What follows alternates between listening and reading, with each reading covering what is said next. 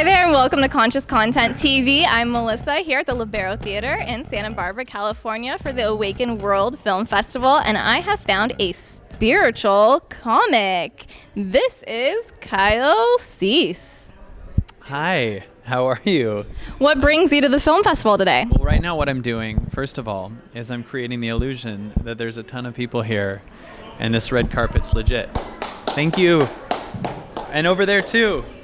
You have very similar claps. We need a flash bulb. Thank you very much. Do you have a flash camera? Can you take okay. All right, so let's focus here since there's so many people and so many distractions. How did you get involved with the film festival? As far as I remember, they asked me to do it. So, what are you doing? Well, I am a stand-up comedian who's been a comic since I was 12 years old. I've had, toured the country as a headliner in 2 Comedy Central specials, and it's amazing.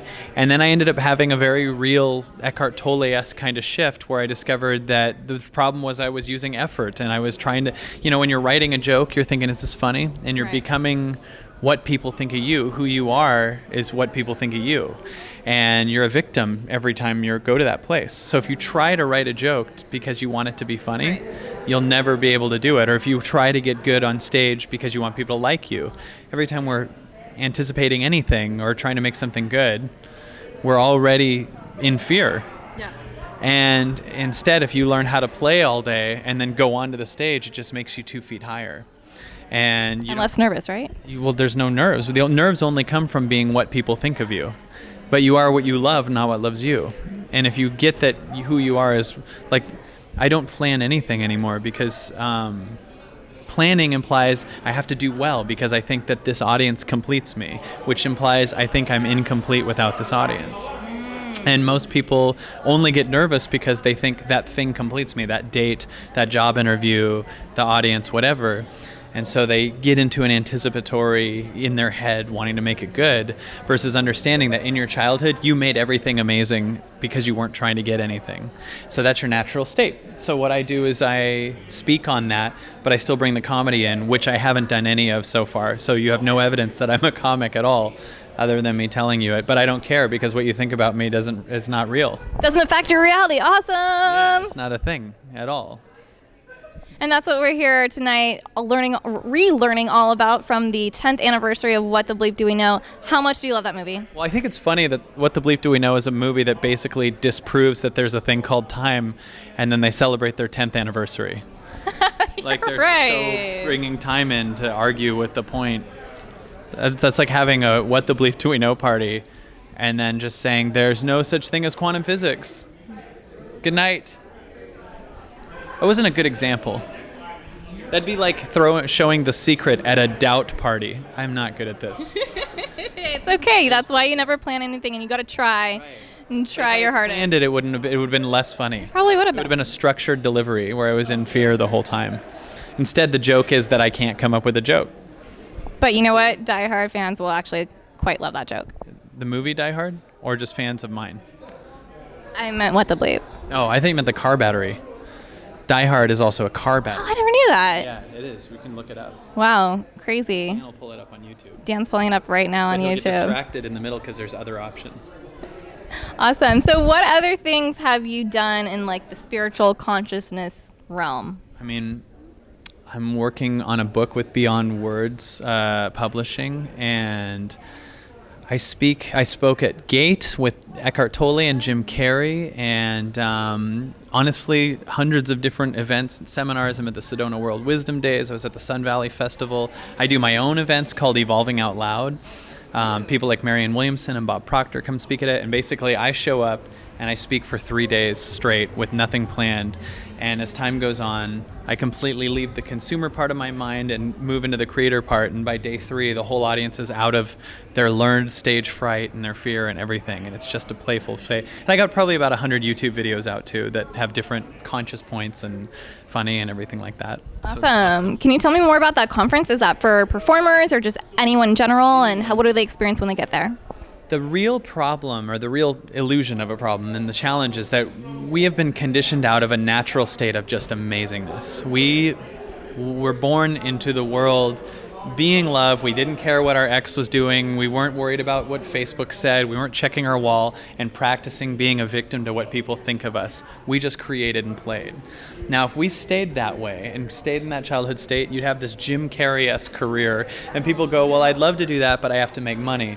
People don't understand how much money they're losing by staying in a job they don't like, by not accessing their gift, by not accessing their talents, and instead going to a place and practicing being in resistance to themselves. There's two us's. There's the first voice that says, let's leave this place, or let's ask that person out, or let's leave this relationship, and it's just a feeling that feels good. But then there's a second voice that we listen to more, which we shouldn't listen to, that tells you why you shouldn't do that thing that felt good. And when that first voice says, this feels good, that's a preview of what'll happen when you do it.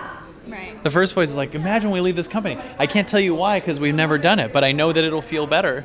But then the second voice goes, yeah, but if we do, we can't go to the Cheesecake Factory party next week. And the first voice is trying to tell you indirectly, if you would learn to listen to me, you'd own all the Cheesecake Factories in 3 months and you could make them all vegan. Steak only is what that means. Right. What? Yummy. Oh, I just learned vegan means eating veggies. Well, here's the thing, though, with most people in the conscious spiritual community, they say they're vegan, they actually eat pork or bacon. Or they say so they're they say they're conscious, and they're kind of actually not. unconscious. So Right. you're actually pretty much correct. Well, you know, one thing that's so funny about the spiritual community is what I realized is when you're a victim to something, when you're not into the consciousness world, a lot of times you become a victim to everything. You go, that person cut me off, that's why I'm sad. When you become conscious, you just start to blame things that are still outside of you. They're just literally physically higher. So it used to be that a guy cut you off. Now it's Mercury retrograde. Oh my God, I so had the worst Mercury retrograde. You have no idea. But yeah, you're right. But I think Mercury retrograde is just code for spiritual people find things to worry about. Because what what Mercury retrograde really is a thing that won't affect you if you get that you're unlimited. In other words, I don't believe in it, and when everyone's worrying about Mercury retrograde, I'm fine. Mm-hmm. Because I don't see, I mean, I support if you want to, that Mercury retrograde screwed you up, I get it. Okay. And it couldn't, yeah, but how do you know it was that? How do you know it's not you believe Mercury retrograde actually affects you? It's just a thought. Because maybe that belief is just enough to have you go, oh, here's a reason it doesn't work, versus getting, you're God. You created Mercury retrograde. Good work, by the way. You might want to change that because it's pissing off a lot of Okay, I'll people. talk to my agent. Yeah, talk to your agent. I'm telling you, you need to give him a cut. You will get so much work out of it. Is so ironic because there's such a funny message with that. Her shirt says God is my agent, and I promise you, if you give him a cut, which means meditate all day, show up, face it, be there for real. Or give 10% back to the church. Yeah, well, that's not what I'm saying. Depends what the church is. Give it to Agape. I think Agape deserves it. Awesome. Michael Beckwith's one of my favorite people ever. For sure. And you can see that interview that I have with Michael Beckwith right here. Click it if you want to learn more about him.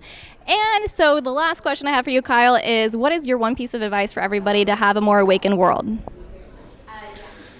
Well, one thing is stop trying to get somewhere. People always say, when something happens, I'll be happy. And it's when you're happy, things will happen. And understand that you don't need to love yourself. You are love. Stop creating a thing to get to and instead undo yourself from all of this crap that love is when I get here, or when I get here, I'll be happy, and get that all you are is happiness and you're just getting in the way of it. You know, people always say to me, how do you stop yourself from going back to the old world? And I'm like, because the old world is not real. That's a movie. I understand it's not real. You fall back into that you're just this, that you're this. That's one thing. Now here's another thing. Can I say two things? For sure. People all the time are handed opportunities. And those opportunities could be to, you know, go to a huge event across the country or go to the other end of the planet, right? And they never leap because your mind can only measure what you will lose, but it can never measure what you will gain. So if people are like, I want to go to that event on the other end of the planet, the first thing they picture is, well, I have to get a babysitter, I have to fly to the other end, blah, blah, blah. but you're not measuring that you could meet the love of your life, or you could come up with an idea that's worth $10 million, or you could do something that could impact the planet for real. So every time you analyze something, you're already lying to yourself, because your analytics only come from what it's seen so far. And you need to stop looking at what you've seen so far and tap into what you haven't seen. 92 million songs have been written, but an infinite amount of songs haven't. So tap into the world of unlimited versus what's been done all the time. Awesome. Love that. Great insight. And where can people find out more about you? KyleCease.com. There's movies. I did 10 Things I Hate About You and Not Another Teen Movie. I don't know if you've seen those. I have. I'm Bogey Lowenstein in 10 Things I Hate About You, and I'm the slow clapping guy. And This has been Conscious Content TV, and I'm not done with my outro, guys. The clap was supposed to come later. Anyways, consciouscontenttv.com. Subscribe here. Check out more videos from the film festival. This has been Melissa Lane with Bethany Love and Kyle Cease. you gotta wait for the right one. Slow clap it out, guys.